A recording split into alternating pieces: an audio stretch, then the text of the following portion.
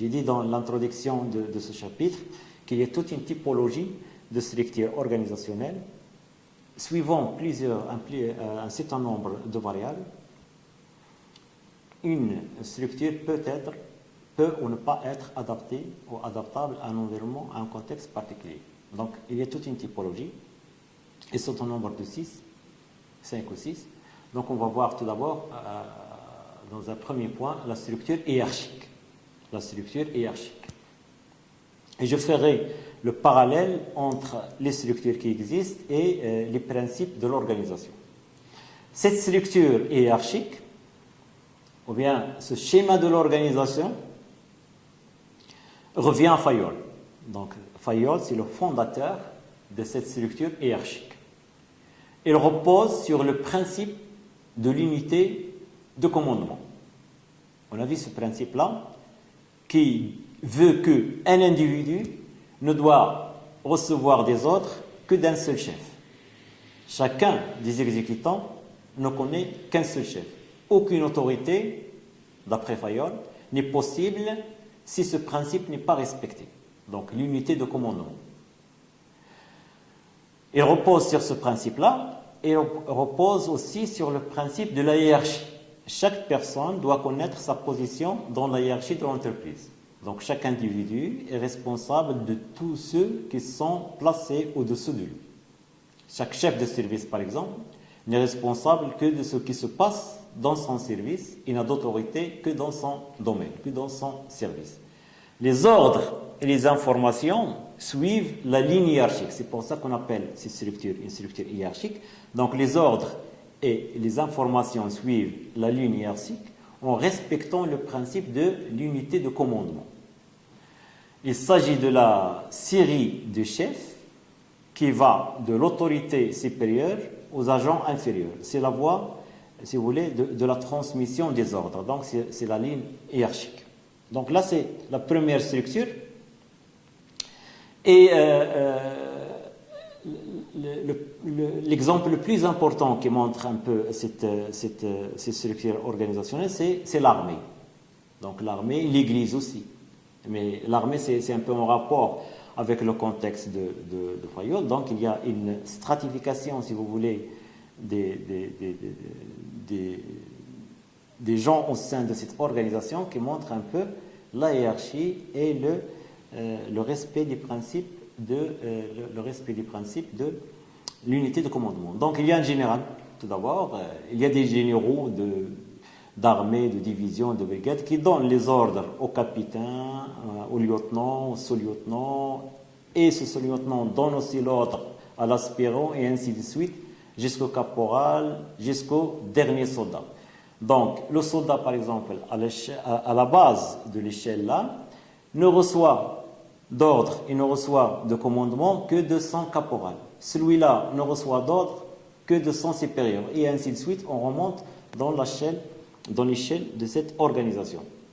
Bien évidemment, cette organisation a été adaptée à un certain environnement, ça c'est sûr. Mais quand même, elle a des avantages.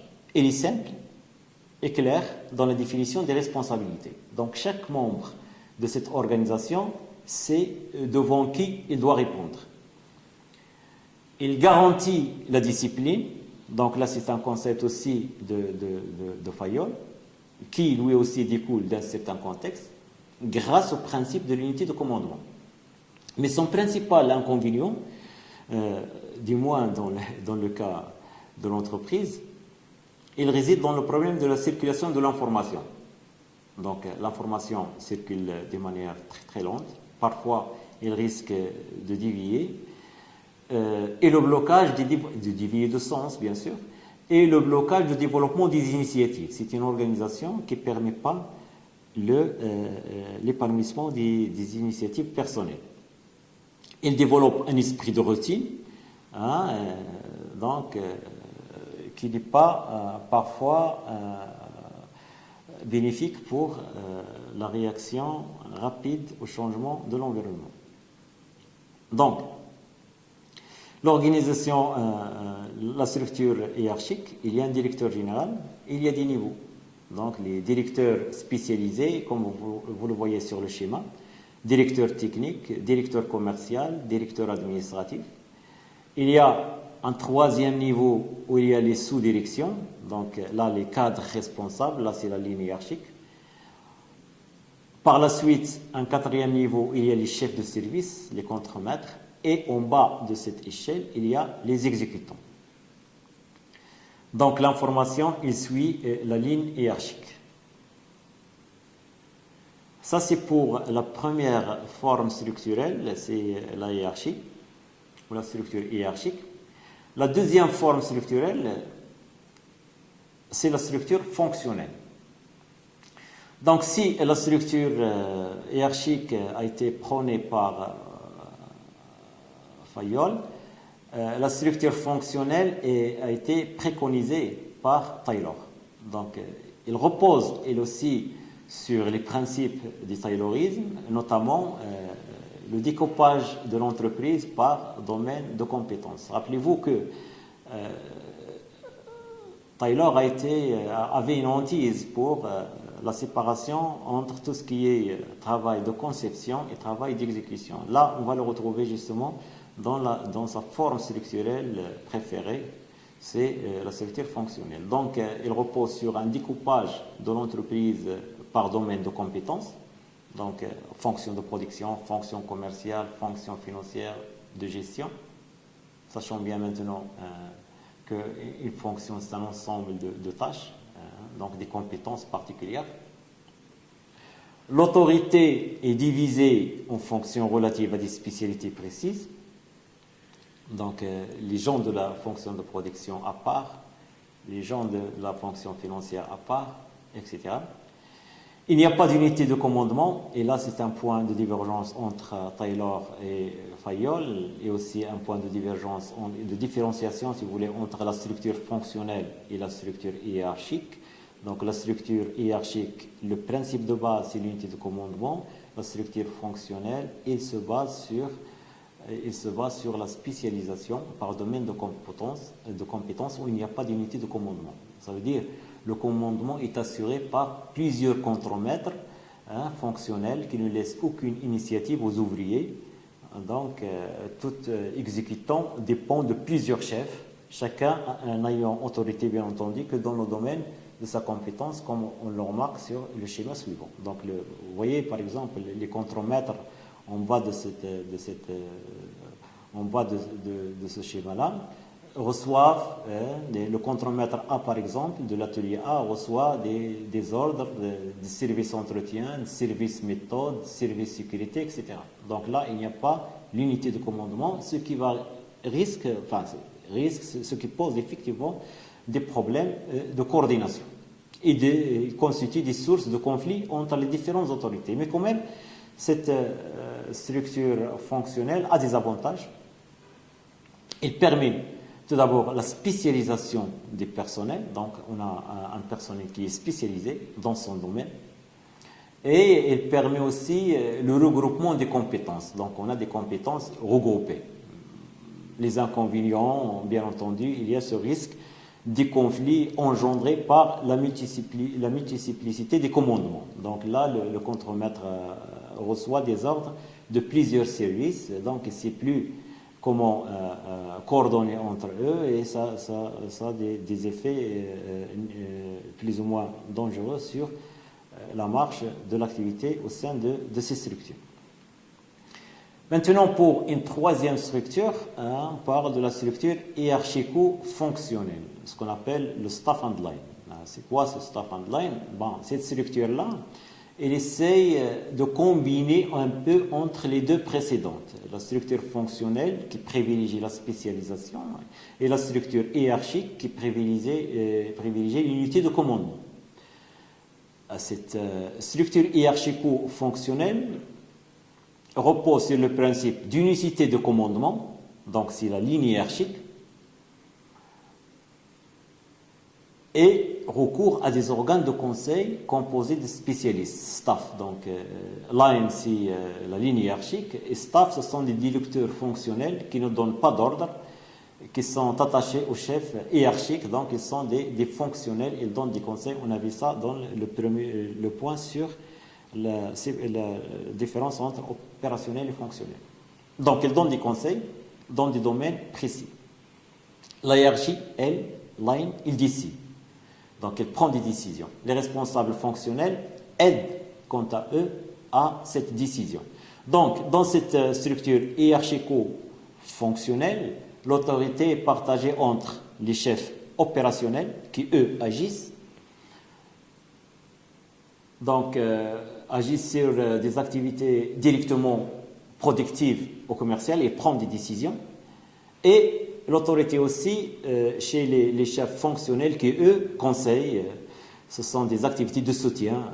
On peut parler, par exemple, des services personnels, DRH, l'informatique, le marketing. Là, ce sont des chefs fonctionnels qui ont leur part de l'autorité dans cette structure hiérarchico-fonctionnelle.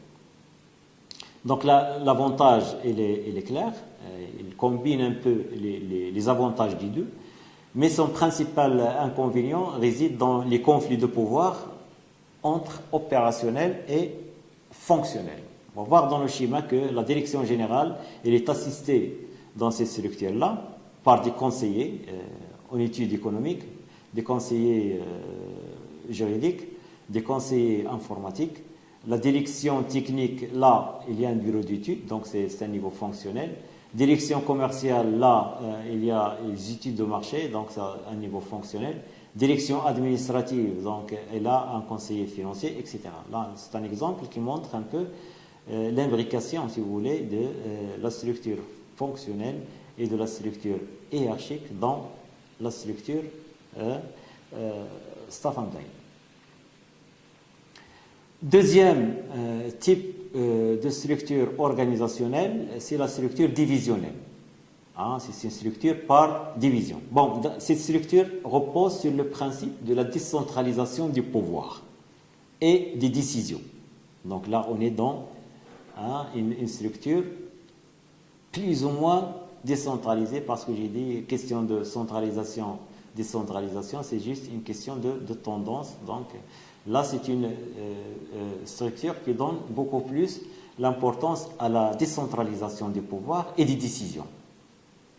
Dans cette structure, l'activité elle est divisée en sous-ensembles, suivant un critère qui peut être soit le marché, soit les produits, soit l'activité.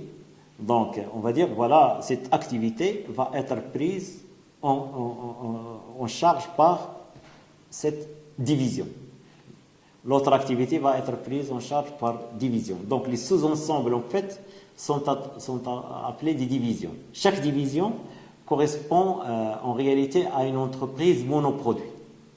Pensez par exemple à une entreprise qui est diversifiée, donc il fabrique en même temps plusieurs produits, et chaque produit va être pris en charge par une entreprise à part, au sein de la même organisation. Donc cette division va travailler un seul produit comme étant une division tout à fait indépendante. Donc il existe une décentralisation des pouvoirs, une décentralisation des décisions. Donc là, c'est la structure divisionnelle.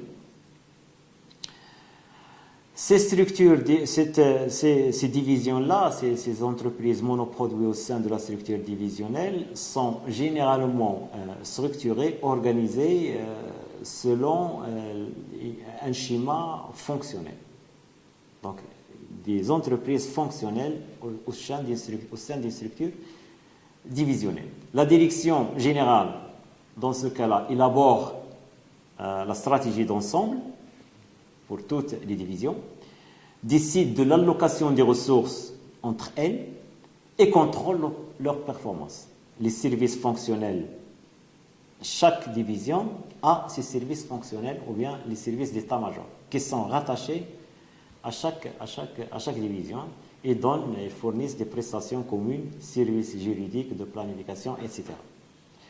Voyons maintenant le schéma. Il y a la direction générale, division 1, division 2, division 3. Donc, chaque division a son service achat, service technique, fabrication, marketing, etc. Donc là, ce sont des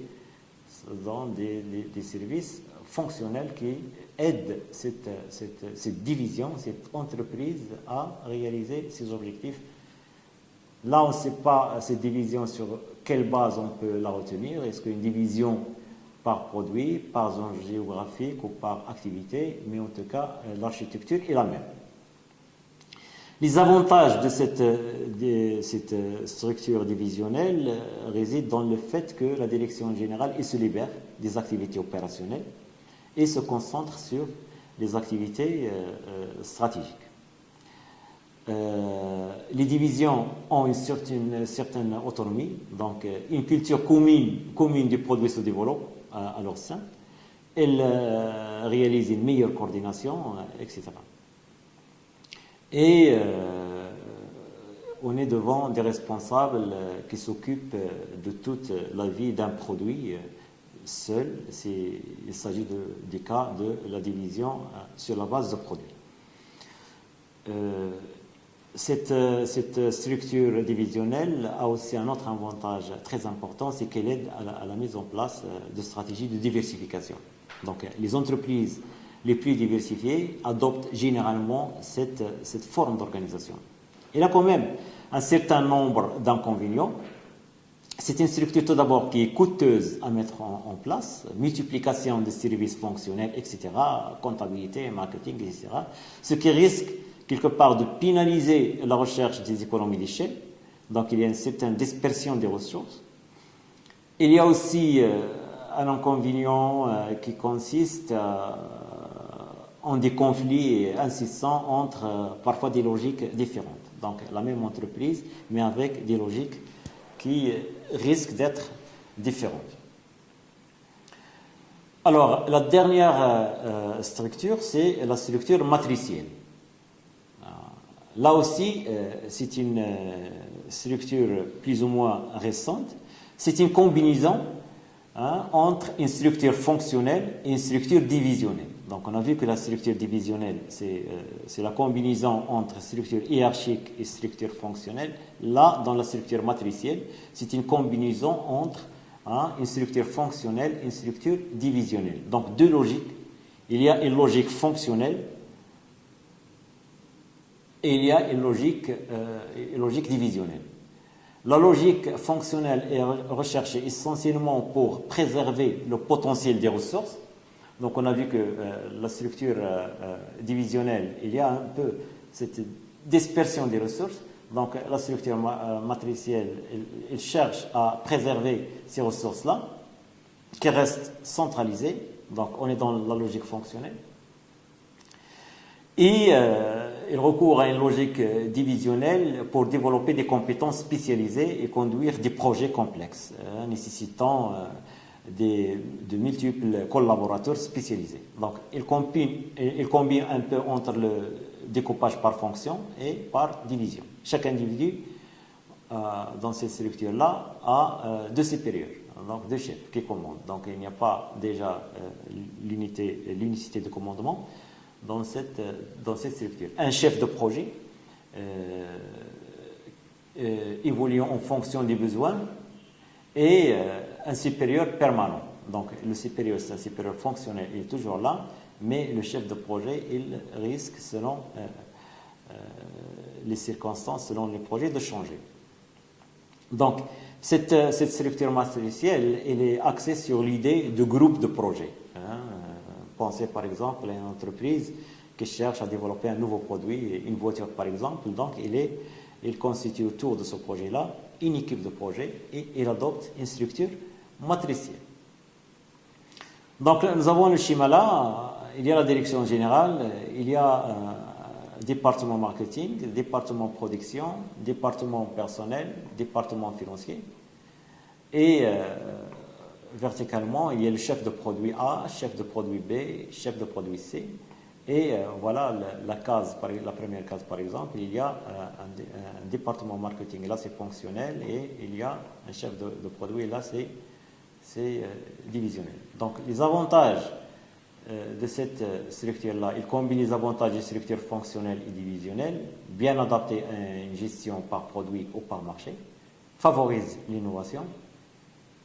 Il supprime, si vous voulez, il y a une suppression des cloisons internes etc. Et tout ça, c'est apte à un environnement de travail créatif pour innover, pour développer de nouveaux produits. Mais quand même, elle comporte un certain nombre d'inconvénients. Donc, il pose des problèmes de coordination, c'est clair. Dualité de commandement. Donc là, il remet en cause un peu ce principe de l'unité de commandement. Risque de conflit, donc entre les chefs de projet, les chefs divisionnels et les chefs fonctionnels. Coût élevé. Donc, mais ce qu'on peut dire, c'est ces inconvénients-là peuvent être rapidement dépassés parce que c'est une organisation qui se fait chaque fois qu'il y a un projet. Donc, il a une durée de vie limitée. Si on veut maintenant résumer les avantages et les inconvénients des différentes structures, on peut se référer à ce tableau synthétique et voir un peu, vous avez le type d'organisation, le mode d'organisation, ses avantages et ses inconvénients.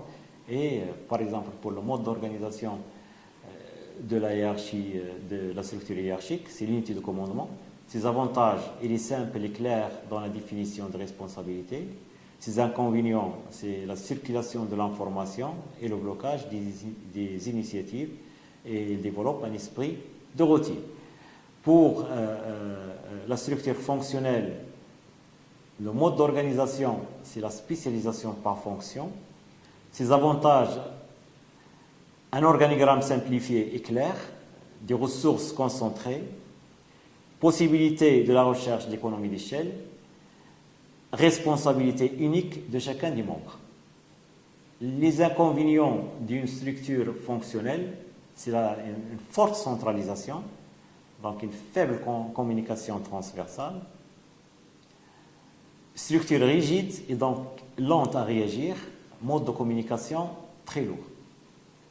La structure divisionnelle, elle a comme mode d'organisation soit par produit, soit par marché, soit par zone géographique, soit par activité. Ses avantages, c'est une structure qui est décentralisée. Il y a dans ces structures un recentrage sur les activités précises et qui est une structure adaptable, donc il est flexible. Ses inconvénients, donc il y a dispersion des ressources, c'est une structure qui est coûteuse. Elle ne fait pas attention à des économies d'échelle, donc là il y a un problème de déperdition des ressources, ou dispersion des ressources, et il y a une faible spécialisation. Concernant la structure matricielle, son mode d'organisation se base sur la séparation entre les tâches opérationnelles et la gestion des produits.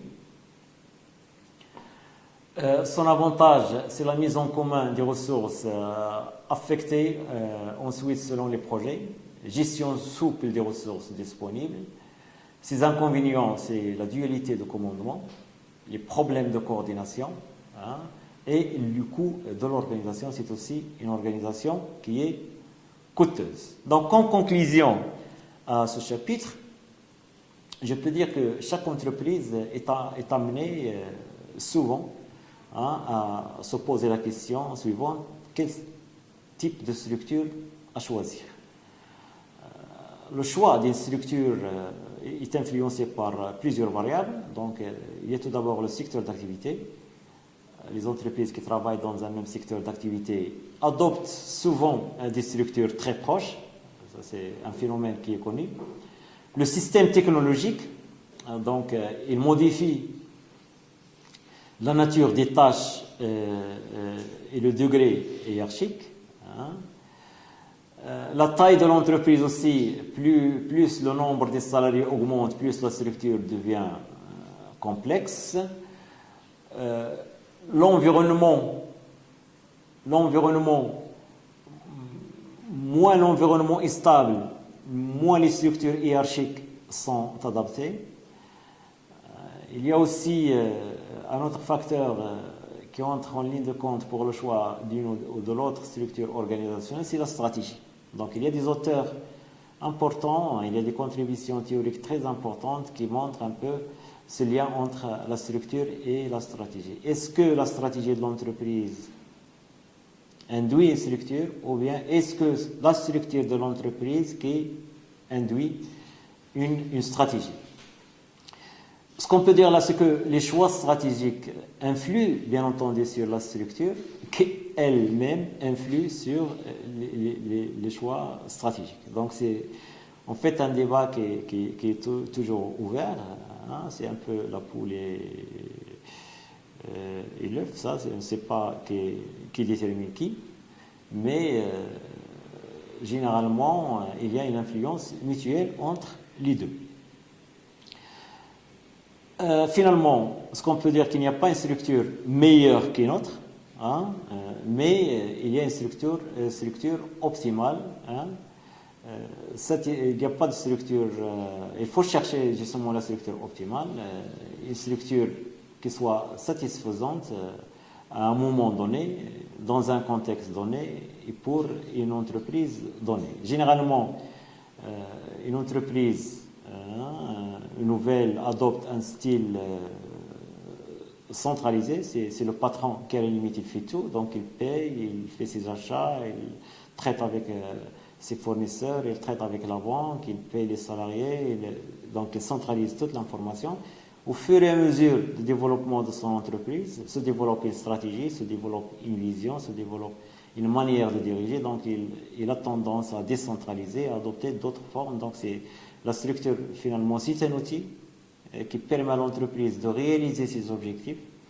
Hein, cet outil, donc, il est utilisé selon les situations, selon les contextes et selon l'environnement et le contexte général de l'entreprise.